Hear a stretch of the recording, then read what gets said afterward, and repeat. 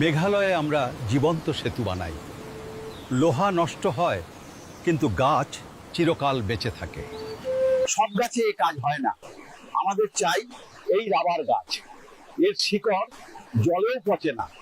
নদী পার করতে আমরা সুপারি গাছের গুঁড়ি কাটি, ভেতরটা ফাঁপা করে লম্বা পাইপ বানাই। সেই ফাঁপা পাইপটা নদীর এপার থেকে ওপার ঝুলিয়ে দিই। এটাই হবে শিকড়ের সুড়ঙ্গ। তারপর কচি সরু শিকড়গুলোকে এর ভেতর দিয়ে সাবধানে ওপারে পাঠিয়ে দিই।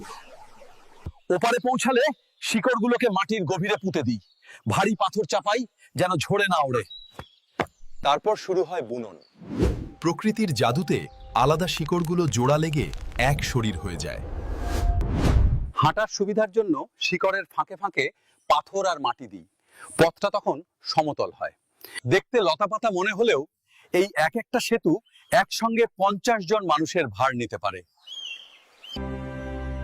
নংরিয়াতে আমাদের দোতলা সেতুও আছে। বর্ষার জল বাড়লে নিচেরটা ডুবে যায়। নিচেরটা ডুবলে আমরা উপরের তলা দিয়ে যাই। প্রকৃতির সাথে মানিয়ে চলাই আমাদের ধর্ম। একটা সেতু হতে 30 বছর লাগে, কিন্তু একবার হলে তা 500 বছর টিকে থাকে।